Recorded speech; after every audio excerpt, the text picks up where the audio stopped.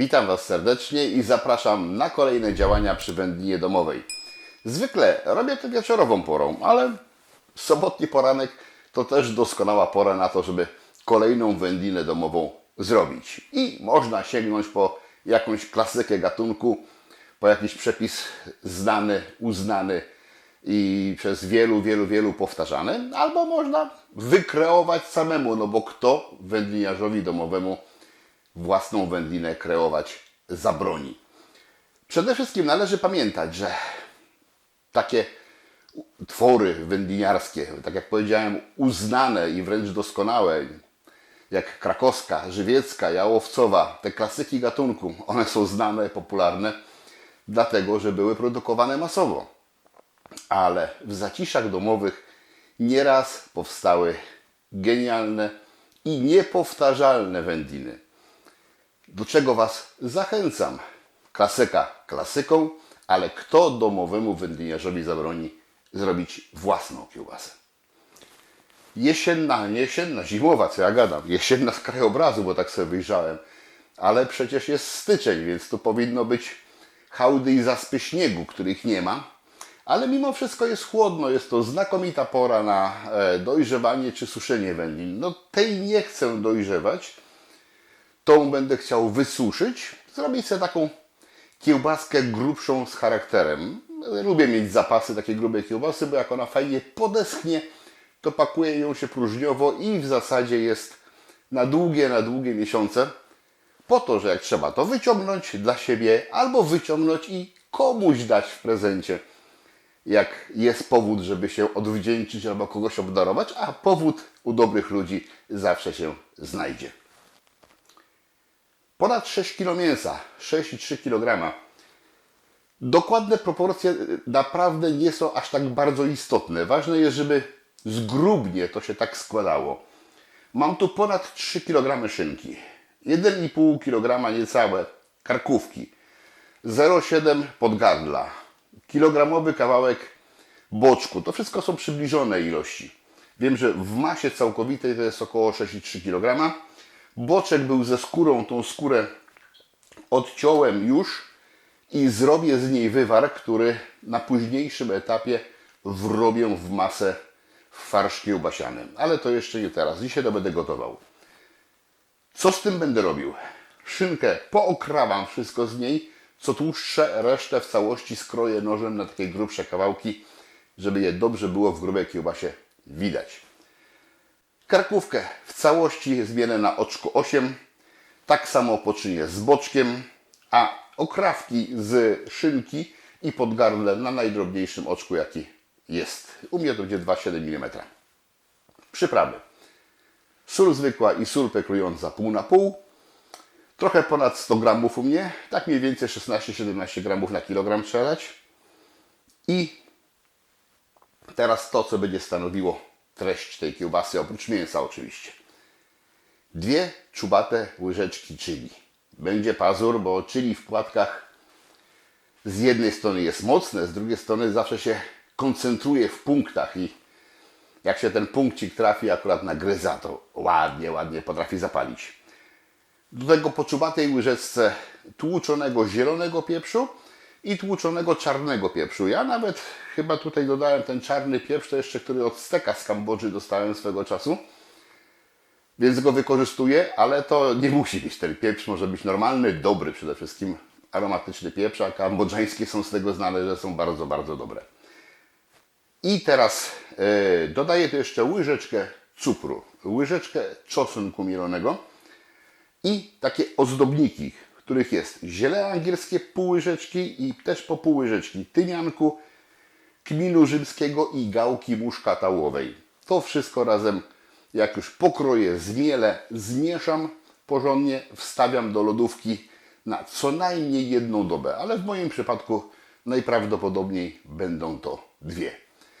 Potem to porządnie wyrobię, dodam właśnie ten wywar, o którym wspominałem. Zrobię z tego fajną, kleistą masę kiełbasianą i nadzieję grube osłonki białkowe. Potem oczywiście będę wędził, będę przetwarzał termicznie. W jaki sposób to jeszcze zobaczę. Jeszcze jest czas podjąć tę decyzję. I potem oczywiście trochę w temperaturze pokojowej, resztę w chłodnej spiżarni, aż będzie naprawdę sucha. Koniec gadania, spotkamy się przy degustacji, a jakieś tam szczegóły jeszcze w narracji powiem. Czas na działanie.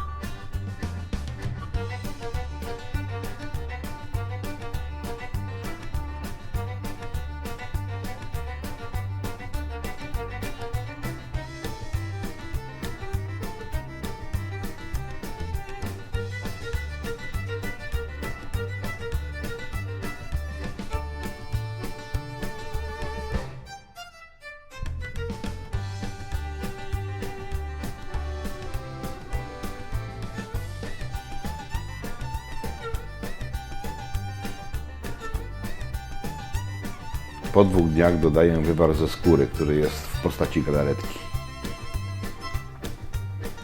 Mieszam, wyrabiam i napełniam osłonki białkowe 65 mm. Takie trochę dłuższe niż normalne batony.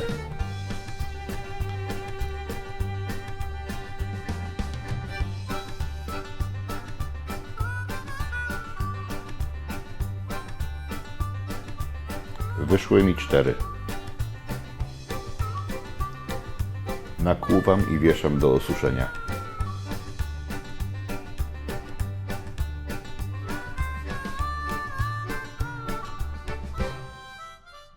Czas przygotować wędzarnię. Jeszcze jej nie używałem, więc rozpoczynam od porządnego wygrzania. Godzina 100 stopni. Na zewnątrz jest 3 stopnie ciepła. Grzałki pracują. Kominek otwieram. Ciekawe, czy sobie wędzarnia poradzi. No i proszę, 12 minut do końca, 103 stopnie i grzałki w tej chwili nie pracują. Czas umieścić kiełbasę w wędzarni i zainstalować w batonie termometr.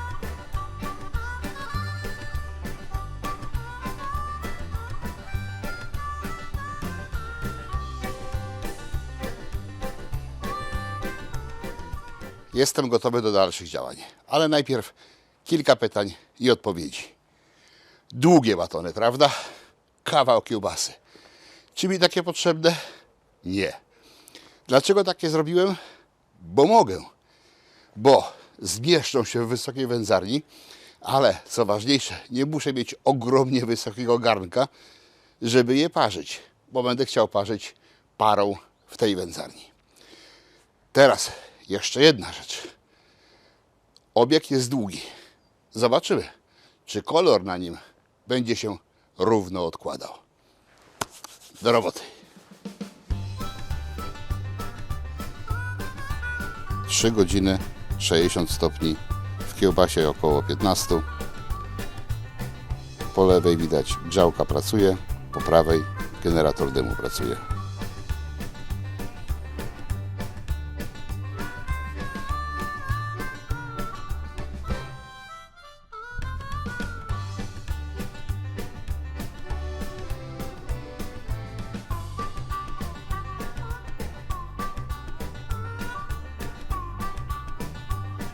Jeszcze tylko zasilanie grzałki rozpalającej będzie pracowała około 10 minut i na początek przepływ powietrza na maksa. Potem go ograniczę. Czekam na dym. Już jest.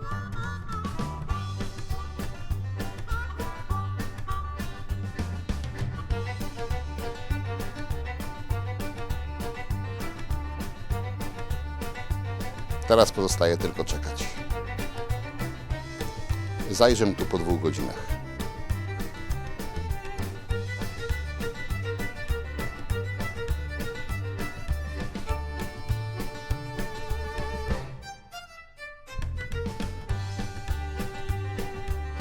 Ładnie już wyglądają, ale jeszcze trochę potrzymamy.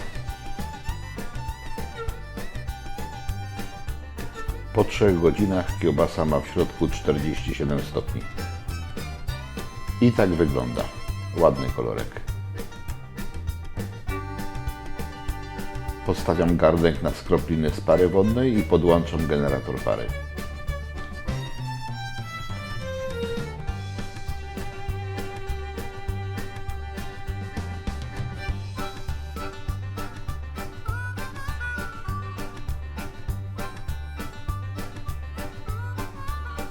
Odpinam generator dymu.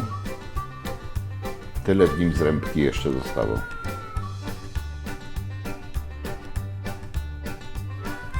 Nie wiem ile to potrwa, ale czas ustawiam na 2 godziny. Czas mi jest też potrzebny, żeby w ogóle dało się uruchomić grzałkę, którą nastawiam na 70 stopni. Takie zabezpieczenie, żeby temperatura poniżej nie spadła. Zaślepiam otwór, gdzie był generator dymu i zamykam też kominek. Można powiedzieć, że generator pracuje pełną parą.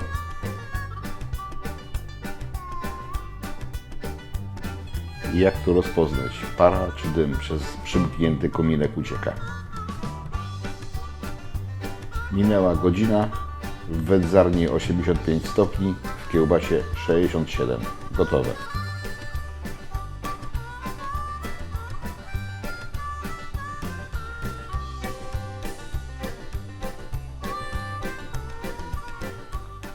Ładnie wygląda. Faktycznie przyciemniło trochę kolor. Czyli prawda jest, że po tej obróbce parą to ciemnieje, ale po parzeniu też ciemnieje. Zaraz ostygnie i będę to ściągał. Wyjmę też jeszcze termometr. Jeszcze jedna rzecz. Ja wyjąłem też w trakcie parowania tą misę ociekową, która przy wędzeniu była używana, bo myślałem najpierw, że to ona przeszkadza w tym, że to skropliny nie są odprowadzane tak jak trzeba, ale się okazało, że większe znaczenie ma pochyłość, spadek dość spory na tarasie. Niemniej, jeżeli macie nierówną powierzchnię, ja myślę, że w ogóle ta płyta jest tutaj na czas parowania niepotrzebna, raczej przeszkadza. Czy to wędzarnię umyło? No nie wiem, ale jeszcze się nie zdążyła zabrudzić. Ale po kilku wędzeniach będę mógł i ten temat rozstrzygnąć. Zabieram. Jak wystygnie, może jutro, może pojutrze, po lekkim podsuszeniu będziemy zaglądać. A jak zapomnę, no to za kilka dni. Zwłaszcza, że ja wolę kiełbasy dobrze podsuszone.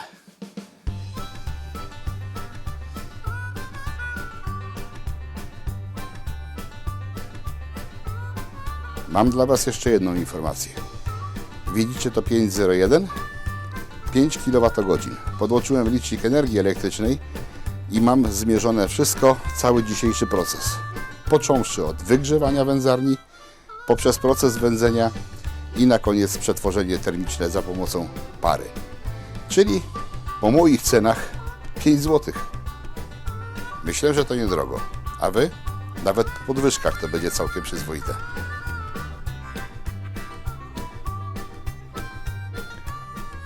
Mam tutaj taki całkiem solidny baton kiełbasy. Czas wędzenia 3 godziny, jest dość ciemny, tak jak widać. Można byłoby go pewnie wędzić krócej i wydawało mi się i częściej też na swoich dotychczasowych wędzarniach wędziłem tego typu kiełbasy troszeczkę dłużej, tak myślę, że z godzinę, żeby uzyskać podobny efekt kolorystyczny, może nawet troszeczkę za ciemne. Także po 2 godzinach i po procesie przetworzenia termicznego też kolorek powinien być naprawdę akceptowalny i przyzwoity. Czy to by miało taki sam dobry wpływ na smak, aromat mięsa już w środku, w kiełbasie? To już jest inna sprawa. Wizualnie faktycznie można by troszeczkę krócej wędzić. 3 godziny wędzenia, godzina parzenia. Temperatura pary, znaczy temperatura w wędzarni utworzona parą to było 85 stopni. Z generatora parę wychodziło właśnie około 100, ale w wędzarni panowało około 85. Czas przetworzenia cieplnego godzinę do momentu, kiedy wbity termometr w środku pokazał mi, że jest te 67-68 stopni, czyli wędlina jest gotowa. Równomiernie uwędzona, osiągnęła swoją temperaturę, cel został generalnie osiągnięty. Co jeszcze? Cały proces od wygrzewania poprzez wędzenie i poprzez przetwarzanie termiczne za pomocą pary to było 5,01 kWh, czyli jak na moje ceny około 5 zł. Aktualne ceny, bo ten prąd jeszcze może drożeć. Całkiem przyzwoity koszt takiej produkcji, można powiedzieć, przy wykorzystaniu pełnej objętości tej wędzarni pomijalny, bo to jest niewielki koszt. No oczywiście jeszcze koszt zrębki do tego dochodzi, ale tutaj mówimy o energii elektrycznej. Więc sprzęt się jako tako sprawdził. Zrobił to, co ma zrobić. Nie natknąłem się na żaden problem pod tym względem.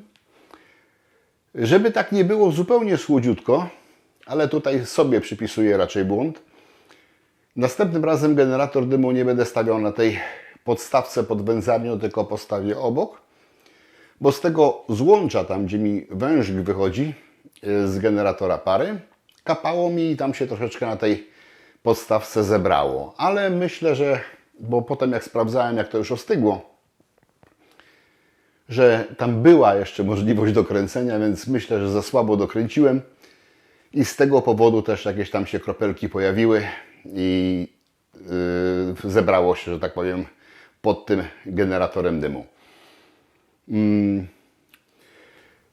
Czy to myje? Trudno mi powiedzieć, bo wędzarnia jeszcze czysta, czy para myje, ale za to na pewno po zakończeniu wędzenia papierkiem pięknie się to wszystko wyciera i tak też zrobiłem, żeby ją i osuszyć i powycierać i faktycznie to wszystko ładnie, fajnie schodzi, więc myślę, że problem z utrzymaniem czystości tej wędzarni będzie dużo mniejszy. No zobaczymy po kilku wędzeniach. Ta kiełbasa nie całą dobę powisiała w temperaturze pokojowej, drugą w chłodnej spiżarni. Ja chcę ją docelowo ususzyć, ale też chcę na tym etapie ją przekroić i pokazać, jak wygląda, więc zajrzyjmy do środka.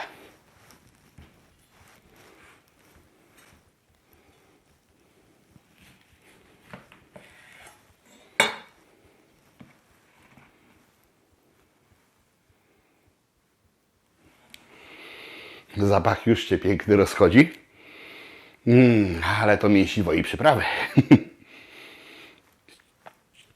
Piękne, duże kawałeczki, prawda? Gdzieś tutaj jeszcze jakieś fragmenty galaretki mi się trafiły. Zdejmę osłonkę. Szybciej będzie tak.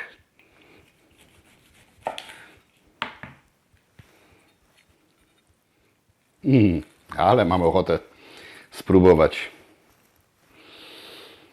Pachnie zacnie. Niam. Niam.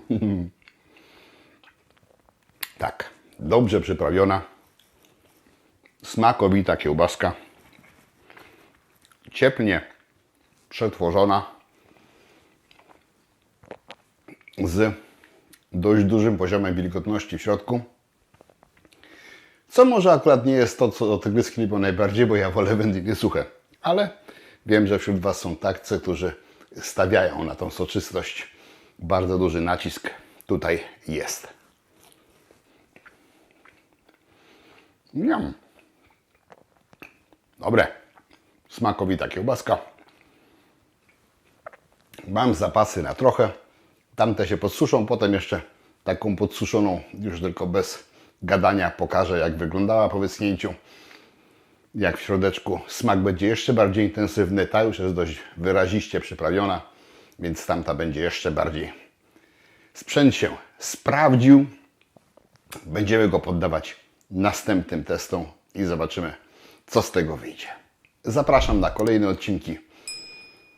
Dajcie łapkę w górę. No i zerknijcie jeszcze na tę suchą wersję tej kiełbaski. Na razie. Hej.